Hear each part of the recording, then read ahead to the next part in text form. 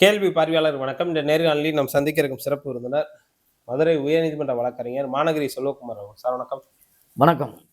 தொடர்ந்து நீங்க பட்டியல் மக்களுக்காக, குறிப்பாக தேவேந்திர வேளாளர், ஆதி திராவிடர், அருந்ததி உள்ளிட்ட பல்வேறு சமூகத்தினுடைய பிரச்சனைக்காக பல்வேறு வழக்குகள் தாக்கல் செய்து வரீங்க. முக்கியமா பார்த்தோம்னா திமுக, அதிமுக தமிழ்நாட்டினுடைய பிரதான 2 கட்சிகளுடைய தேர்தல் அறிக்கையில ஒடுக்கப்பட்ட மக்களுக்கான வாக்குறுதிகள் பெருமளவில் இல்லைன்ற ஒரு கேள்வி கூட இருக்கிறது. இதை பற்றி பல்வேறு தலைவர்கள் பேச மறுத்தாலும் நம்ம அந்த செய்தியை பேச ஆகுன்ற நேரத்துல தான் நம்ம இருக்கோம். இந்த தேர்தல் அறிக்கை நம்ம எப்படி பார்க்கலாம்? தமிழகத்துல இப்போ கடந்த 60 வருடங்களுக்கு மேலாக 2 கட்சி தான் ஆட்சி நடத்திட்டு வராங்க.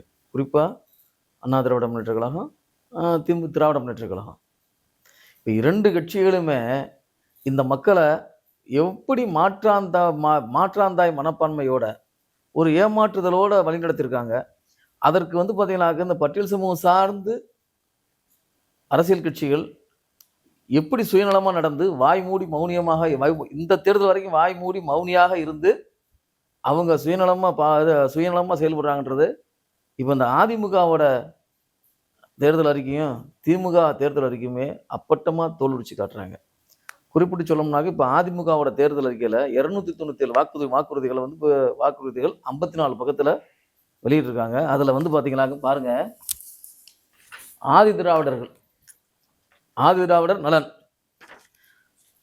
235, தாட்கோ மூலம் ஆதி திராவிடருக்கு வழங்கப்பட்ட பொருளாதார மேம்பாட்டுக்கான கடன்கள் தள்ளுபடி செய்யப்படும். நீ எங்க கடன் கொடுக்குற? மானியம் மட்டும்தான் கொடுக்குற. யாருக்கு கடன் கொடுத்துருக்க, எவ்வளவு கொடுத்துருக்கன்னு சொல்ல முடியுமா அவரு? அப்ப அந்த எடப்பாடி எவ்வளவு சாதிய வெறியோட, சாதிய வன்மத்தோட ஒரு ஆட்சி நடத்திக்கிட்டு இருக்காரு. பட்டியல் சமூகத்திற்கு எதிரான நபர்ன்றது இதன் வாயிலாகவே தெரியுதா? அவருக்கு அதாவது தேவை கிடையாது.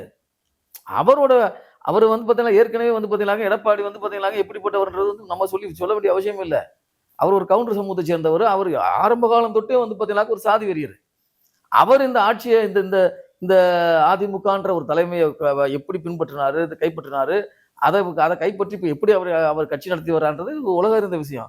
ஆனா பாருங்க, ஒரு ஒப்பளவு கூட, அதாவது என்னன்னாக்க அதுக்குன்னு ஒரு தனி ஒரு குழு அமைச்சு இந்த சமூகத்துக்கு உண்டான என்ன தேவைகள்ன்றதை அவருக்கு ஒரு அலசி ஆராய்ச்சி ஒரு 297 வாக்குறுதிகளில் பார்த்தீங்கன்னாக்க ஒரு 4 தொகுதி இது ஒன்று பாருங்க.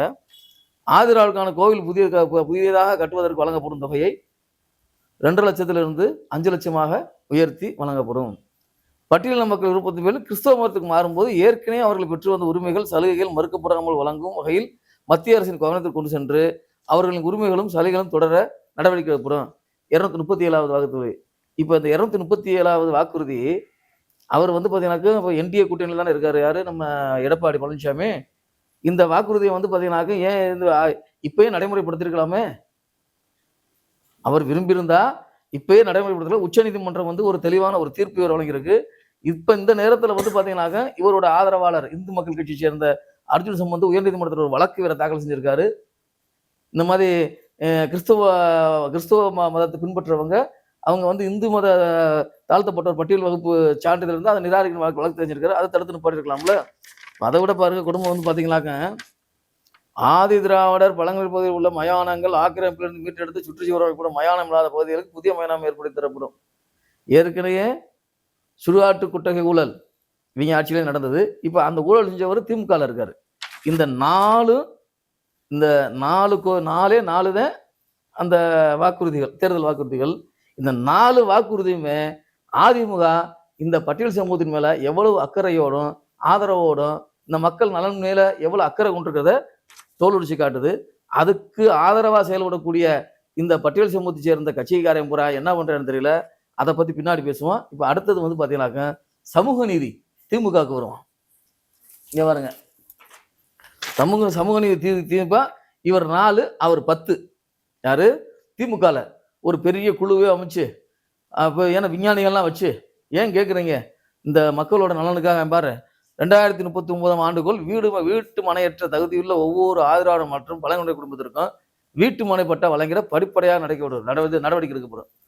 1990 முதலாக, அதாவது கொடுத்த வீட்டு மனை பூரா வீடு கட்ட முடியாம காலி மனைகளா இருக்கு. இவர் வந்ததுக்கு அப்புறம், இந்த சமூக நீதி அரசு வந்ததுக்கு அப்புறம், இந்த கலைஞர் வீட்டு வசதி திட்டம் இருக்குல்ல, அது கட்சிக்காரங்களுக்கு மட்டும்தான். வீடு இருந்தா தான் ரூ. 3,00,000 மட்டும்தான். இத நான் கணக்கெடுத்து மதுரை மாவட்டத்துல இருக்கக்கூடிய நிறைய தகவல் அமைச்சர் கணக்கெடுத்து நான் ஒரு வழக்கு தாக்கல் செஞ்சிருக்கேன். இந்த ஒரு வழக்கு மதுரை உயர்நீதிமன்றத்துல இதுவரைக்கும் நிலுவையில் இருக்கு. அதாவது தகுதியுள்ள பயனாளிகள வந்து கண்டறிந்து, இந்த ஏற்கனவே கொடுக்கப்பட்ட வீட்டு மனைகள்ல வீடு கட்டுறதுக்கு குறைந்தபட்சம் ஒரு ரூ. 5,00,000 உதவித்தொகை வழங்கணும். இந்த தொல்குடி திட்டம்னு ஒண்ணு நடைமுறையில இருக்கு. அது வந்து சென்ட்ரல் கவர்மெண்டோட ப்ராஜெக்ட். அத வந்து நடைமுறைப்படுத்தணும்னு நான் வழக்கு போட்டிருக்கு. அவர் இன்னமும் குடுக்க போறாராம். இன்னமும் குடுக்கணும்னாக்க, எப்படி சென்னையில இருந்து வந்து பாத்தீங்கன்னாக்க, சென்னையில இருக்க மக்கள்லாம் காலி பண்ணிட்டு கண்ணீர் பக்கம் தூக்கி எறிஞ்சாங்களோ, அதே மாதிரி நீங்க இப்ப இன்னைக்கு போய் நீங்க வீடு ஒரு இலவச வீட்டு உணவு பட்டா குடுப்பேன். 1,50,000 சென்ட் குடுக்குறேன். உங்க ஊருங்கனாக்க எங்கேயாவது காட்டுக்குள்ள குடுப்பேன். இந்த இடத்த வாங்கி எப்படி வீடு கட்டி அவன் போய் வந்து பாத்தீங்கன்னா குடியிருப்பான்ற கொஞ்சம் கூட ஒரு புரிதல் இல்லாம அதிகாரிகள் மாற்றாந்தாய் மனப்பான்மையோட செயல்பட்டு இன்னைக்கு பூரா அது இருக்கு. இந்த திட்டம் வந்து பாத்தீங்கன்னாக்க தேவையே இல்லாதது. நான் அதற்கு இந்த சமூக நீதி அரசு வந்து இந்த மாதிரி ஒரு கோரிக்கையை வச்சிருந்தா வீடு கட்டி தரப்படும் அப்படின்னாக்க வரவேற்கத்தக்கதாக இருந்திருக்கும். 2வது பாருங்க, ஆதிதிராவிடர் மற்றும் பழங்குடி மாணவர்களுடைய பள்ளி இடைநிறுத்தம் இல்லாத நிலையை அடைய நடவடிக்கை எடுக்கப்படும். இதற்கு தேவையான பயிற்சி மற்றும் வழிகாட்டுதல் உள்ளிட்ட அனைத்து உதவிகள் வழங்கப்படும். இது சம்பந்தமா இங்க பாருங்க, பள்ளிகள் கல்லூரிகள் வருடம் வந்து பாத்தீங்கன்னா இதோட சேர்க்கை விகிதம் குறைஞ்சிக்கிட்டே இருக்கு. ஆனா அதற்கு தேவையற்ற முறையில அதை புனரமைக்கிறதும், அதை வந்து மாறுபாடு செய்யறதும், இப்படி செய்யும் போது அங்க நிறைய ஊழல்கள் நடக்குது. இந்த அதாவது ஒரு தகுதி வாய்ந்த நபர்களை வச்சு வந்து பாத்தீங்கன்னா அவங்க எந்த ஒரு கான்ட்ராக்டர் வேற சமூகங்களை வந்து அந்த கான்ட்ராக்ட் துறையில் ஈடுபடுறது இல்ல. இதுல போடுற அதிகாரிகள் பூராமே அதே சமூகத்தை சேர்ந்தவனா இருக்கிறதுனால, அதாவது பணியமர்த்தப்படக்கூடிய மூத்த அதிகாரிகள் பூராமே அவன் என்னமோ ஒரு சர்வாதிகாரி மாதிரி இருந்துகிட்டு இதை சுரண்டி தின்னுக்கிட்டு இருக்கான். அங்க இருக்கக்கூடிய ஆசிரியர்களும் சரியா பண்ணல. இது பூராமே இந்த விவரங்கள் பூரா நம்ம என்ன பண்றோம், தகவல் அறிவு சட்டம் மூலமா கேட்டு ஒவ்வொரு ஆவணங்களோட இதை போகும்போது அப்ப மத்திய அரசுல ஒரு திட்டம் வந்து பாத்தீங்கன்னா செயல்படுத்திட்டு வராங்க.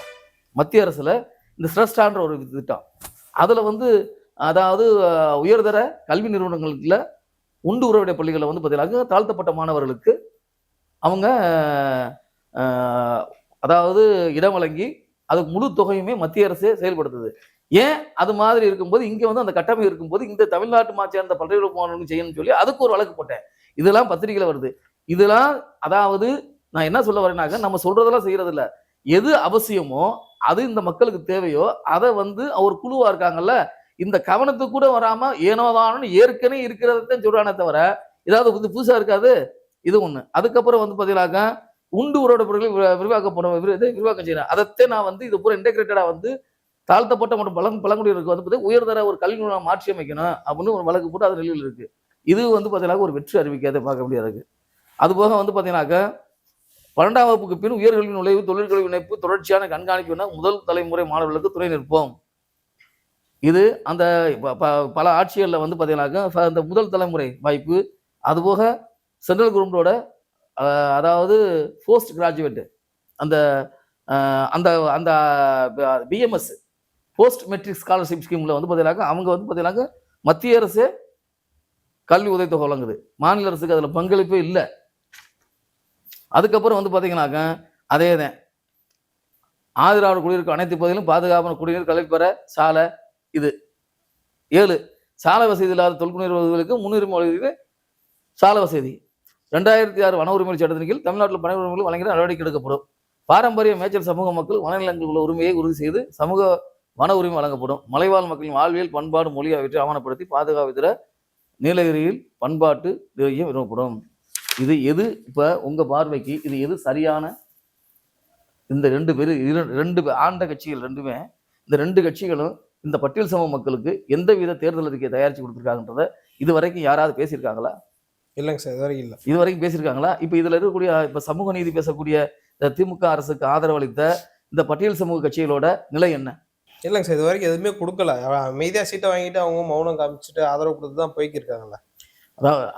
அதாவது இந்த தேர்தலில் வந்து பாத்தீங்கன்னாக்கா இந்த தேர்தலில் வந்து அவங்களுக்கு உண்டான பங்களிப்பும் இல்லை. இப்ப ஒரு பட்டியல் வகுப்பை சேர்ந்த இந்த கட்சிகள் பூராமே அம்பேத்கர் படத்தை வச்சுக்கிறாங்க. அம்பேத்கர் படத்தை வந்து பார்த்தீங்கன்னாக்க அவன் கொடியில் போட்டுக்கிறான், அவன் லெட்டர் பேரில் போட்டிருக்கான். எவனாவது அம்பேத்கர் பின்பற்றான்னு பார்த்தீங்களா நீங்கள்? எந்த கட்சியாவது? அம்பேத்கர் என்ன சொல்லியிருக்காரு? அவர் வந்து பார்த்தீங்கன்னாக்க அவர் பட்ட கஷ்டங்கள் அடிப்படையில் அவர் வந்து பார்த்தீங்கன்னா அவரோட சுய திறமையில பட்டங்கள் பெற்று இந்த பொதுவான சமூகத்திற்குண்டான ஒரு உயரிய தலைவராக உயர்ந்து ஒரு இந்திய அரசியலமைப்பு எழுதக்கூடிய நிலைக்கு உருவானார். நான் இழுத்துட்டு போன தேர நான் ஒரு அது பின்னாடி இழுத்துட்டு வரன்ற போது அவராக முடியாது, எல்லாரும் அம்பேத்கர் ஆக முடியாது. அம்பேத்கரை குறைந்தபட்ச நாளும் பின்பற்றலாமா? இன்னைக்கு வந்து பார்த்தீங்கன்னாக்க அன்னக்காவடி ஊரா வந்து பார்த்தீங்கன்னாக்க இந்த பட்டியல் சமூகத்தை வச்சு ஒரு கட்சியை ஆரம்பிச்சுக்கிட்டு அவன் வந்து பார்த்தீங்கன்னாக்க சொகுசா வர்றான், 30 லட்ச ரூபா கார்ல வர்றான். எப்படி வர்றான்? அவன் வந்து பார்த்தீங்கன்னாக்க இலவு விழுந்தா மட்டும்தான் இவனுக்கு கண்ணுக்கு தெரியுதா? அதாவது பட்டியல் வகுப்பு பிரச்சனை வந்ததுக்கு அப்புறம் தான் சமூகத்துல யாருக்கையாவது ஒரு பிரச்சனை வந்தாத்தே வரானே தவிர வருமுன் காப்போம்னு சொல்லி எவனாவது வந்து பாத்தீங்களாக்கும் செயல்பட்டு இருக்கானா? அதாவது பிரசாதி துவேஷம், பிரசாதி வெறுப்பு, பிரசாதியோட மோதல் இதை விடுத்துட்டு இந்த சமூக பொருளாதார மாற்றத்திற்கு, சமூக பொருளாதார திட்டங்களுக்கு உண்டான ஊக்குவிப்பு பண்ணியிருந்தானாக்க இவன் நல்ல தலைவனா ஏற்றுக்கொள்ளலாம். இவன் வட்ட வந்து பாத்தீங்கன்னா எங்கெங்க பிரச்சனை வருதோ அங்க போய் ஊதி பெருசாக்கி அதை வந்து ஒன்னும் அரசுக்கு கைக்கூலியா மாறிடுறான், இல்லாரு இன்னொருத்தனுக்கு வந்து பாத்தீங்கன்னா கைக்கூலியா மாறி இந்த மக்களை வந்து பாத்தீங்கன்னாக்க பின்னோக்கி இழுத்துட்டு போய்க்கிறீங்க. புரியுதுங்களா உங்களுக்கு? இன்னைக்கு நான் வந்து பாத்தீங்கன்னாக்க எனக்கு அறிவிய சிற்றறிவு, எனக்கு எட்டிய சிற்றறிவுகள் ஒரு 4-5 வழக்குகளை நான் வந்து பாத்தீங்கன்னா சமூக நலனுக்காக நான் பட்டறிவின் அடிப்படையில், நான் அனுபவத்தின் அடிப்படையில் சில வழக்கு தாக்கல் பண்ணியிருக்கேன். இந்த இந்த மீனவர்களில் வந்து பாத்தீங்கன்னா இருக்கக்கூடிய அத்தனை திட்டங்களுமே ஏற்கனவே நடைமுறையில் உள்ள திட்டம் தான், எதுவுமே புதிதான திட்டம் கிடையாது. இது சம்பந்தமா ஏதாவது ஒரு பட்டியல் சமூக தலைவர் வந்து பாத்தீங்கன்னா பேசியிருக்காங்க அது வரைக்கும்? அவனுக்கு சீட்டு கொடுக்கல, எங்களுக்கு பிரதிநிதித்துவம் இல்லை. அரசியலமைப்பு சட்டத்தை பிரதிநிதி எந்த ஒரு சமூகத்தின் பிரதிநிதியாக யாருமே அங்கீகரிக்கல.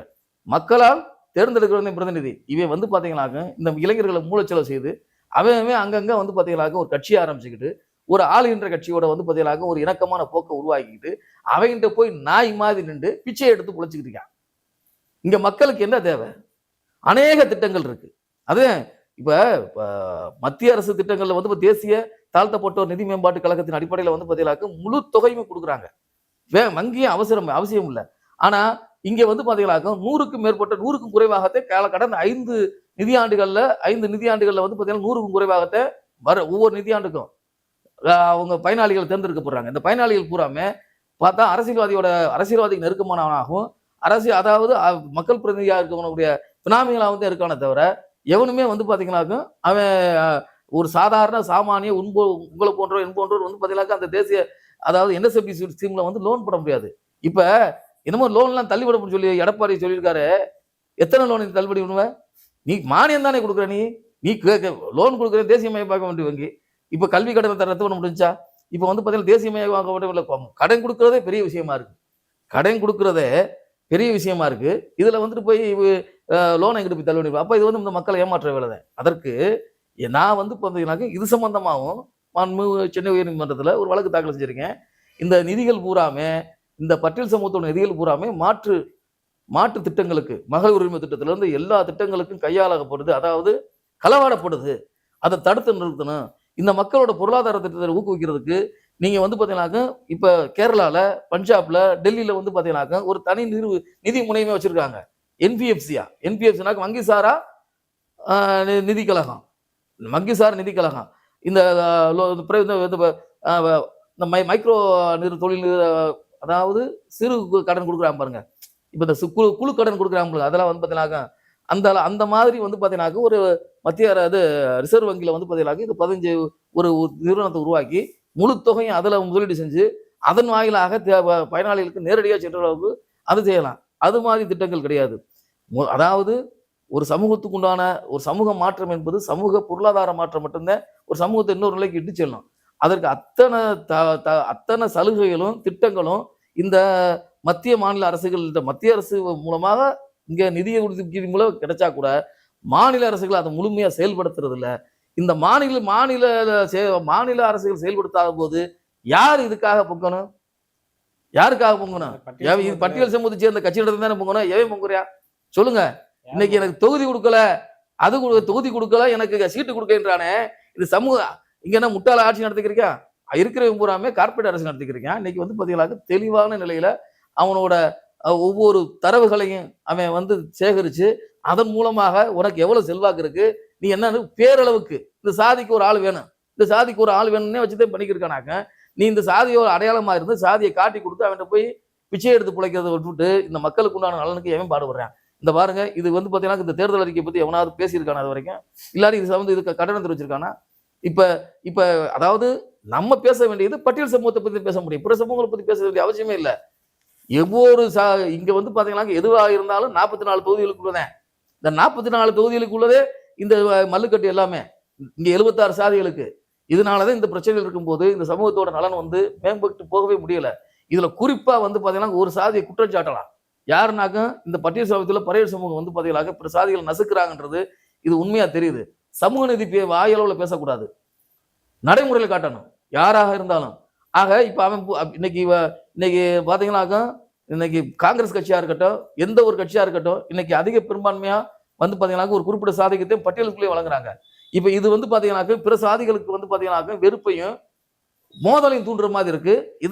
இப்படிப்பட்ட காரணங்களுக்காகத்தான் இந்த தேவேந்திர குல வேளாளர் சமூகமே பட்டியலிருந்து நாங்க வெளியேறணும், மாற்றம் வேணும், எங்களுக்கு பட்டியல் மாற்றம் வேணும் அப்படின்ற ஒரு நிலையை வலுவா கையில் இருக்க வேண்டிய கட்டாயம் வருது.